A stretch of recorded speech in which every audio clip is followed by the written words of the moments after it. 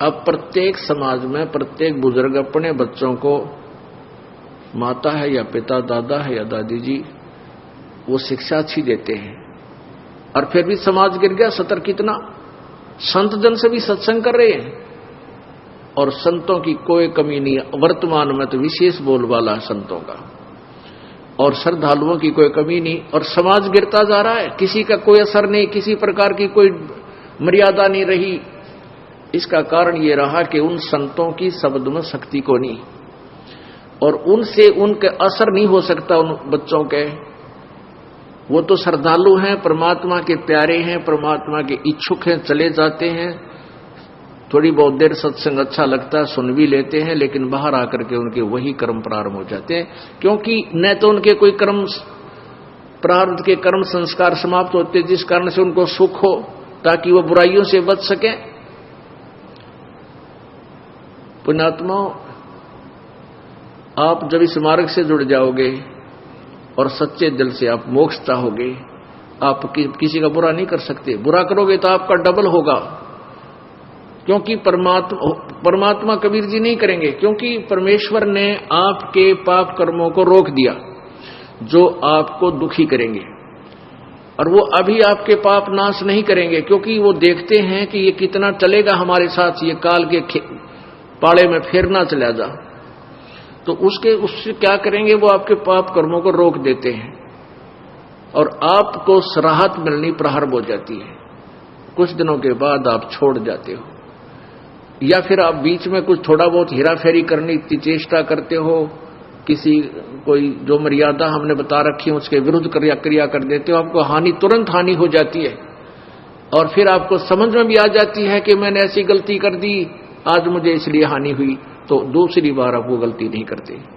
और दास ने आपको बताया हुआ है कि जिसका कोई, जैसे हमने मर्यादा आपको बता रखी है, इन मर्यादाओं में रहकर आप भक्ति करो, आपको न्यारे सुख होंगे, और जो मर्यादा तोड़ देगा उसका नामखंड हो जाएगा,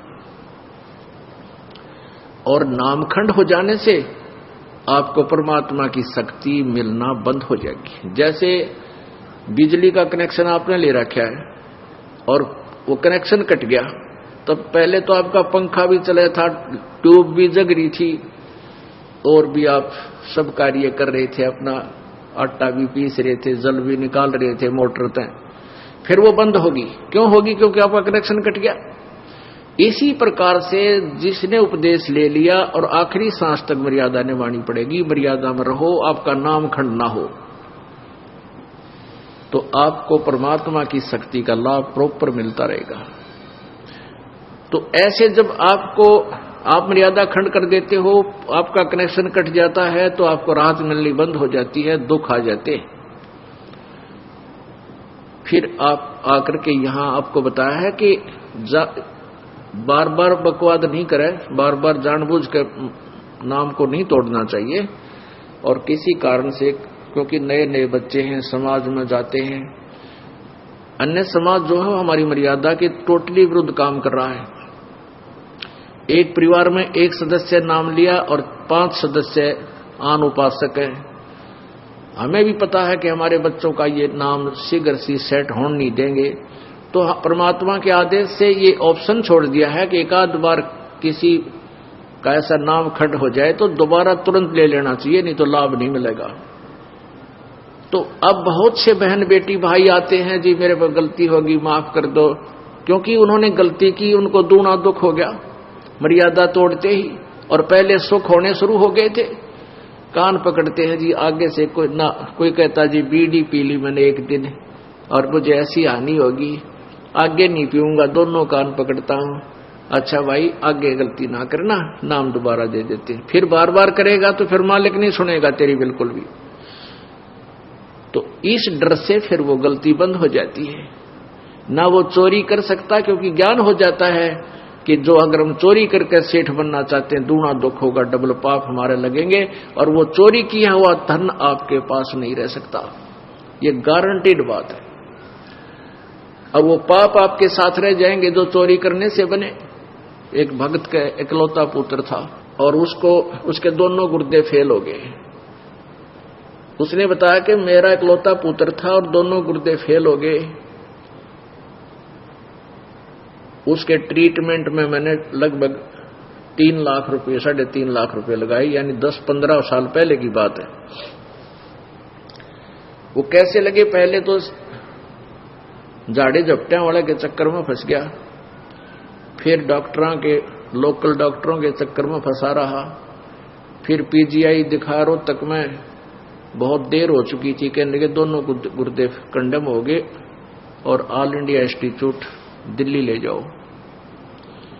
वहां ले गए तो उन्होंने बताया भी अपना किसी रिश्तेदार का कोई गुर्दा दान कराओ, तो उन्होंने किसी से ऐसे कर करा कर वो गुर्दा दिवाया, लड़का स्वस्थ हो गया। 3.5 लाख रुपये लग गए। गुर्दे तो ठीक हो गए, एक दिन बस एक्सीडेंट में वो लड़का मारा गया। अब फिर उस भली आत्मा ने फिर अपनी सारी सत्संग सुना, उसका सौभाग्य था कि सत्संग सुनने को मिल गया उसको। फिर वो फूट फूट कर रोया मेरे पास आके, कहने लगा जी आज का जो सत्संग आपने सुनाया, मैंने ऐसे ही सुनाते हैं भी जो पाप करते हैं वो पाप तो उनके बैड अकाउंट में लिखे जाते हैं, और जो धन कमाने के लिए जो उन्होंने हथकंडे अपनाए, वो पैसा इकट्ठा किया, वो पैसा नहीं रहेगा, गारंटीड बात है, क्योंकि आपके भाग्य में नहीं है। और प्रारब्ध से अधिक तुम चेष्टा भी करते हो करके इधर उधर से, तो वो किसी ना किसी से तरीके से आपका खत्म होगा। किसी की भैंस मर जाएगी, किसी के बिजनेस में घाटा आ जाएगा, या कोई और कारण बन जाएगा, कोई बीमारी लग जाएगी, वो पैसे आपके ऐसे जाएंगे और वो पाप सुरक्षित रह जाएंगे आपके, वो धन नहीं रहेगा। धन रहेगा कबीर परमात्मा की भक्ति से, आपके भाग में ना होगा तो भी वो लिख देगा इसके पास वो पावर है। तो उसने फिर बताया कि आपने सही बताया जी, मेरे साथ ऐसे ऐसे बनी, मैं बहुत निकम्मा आदमी था। पहले ये रिफल आती थी, इन टेप कैसेट चाले थे, सन 1978-77 की बात बताओ था, और उन टेपों में ये कैसेट डाला करते, उसके ऊपर मोहर मारता सोनी की और लाता वहां तोल के भाव तो वो रिफल, और वो कैसेट बनवा के उसका सारा खर्चा मेरा 2 रुपया का एक कैसेट पाया करता, 2-2.5 रुपए का भर के भी सारा कुछ कर लेता था। और मैं सोनी की बना के मोहर लाकर उनको 30-30, 35-35, 25-25 की बेचा करता था। और थोड़े से दिना मेरे पास बहुत पैसा हो गया। फिर मेरा इकलौता पुत्र बीमार हो गया, कमाए होंगे 2 लाख, लाग गए 3.5 लाख। उस समय 2 लाख बहुत मुश्किल से कमाए जाते थे। और बेटा भी ना रहा, जिसको सुखी बनाने के लिए मैं ये पाप किया करता था कि मेरा बेटा सुखी रहेगा, कारों में चलेगा, इसके लिए घना धन जोड़ दूं, वो धन रहा ना वो बेटा रहा। तो पुण्यात्माओं, फिर ये परमात्मा की वाणी से आपको डर लगने लग जाएगा, आप पाप नहीं कर सकते। तो ये अब समाज सुधार होगा, क्योंकि जो लाभ आप स्वयं बुरे कर्मों से करना चाहते थे वो पैसा आपके पास नहीं रहेगा। और परमात्मा कबीर जी की भक्ति में इतनी शक्ति है कि आपके प्रारब्ध में नहीं है तो भी लिख देगा, तो भी आपको दे देगा, यदि वो आवश्यक समझेंगे तो।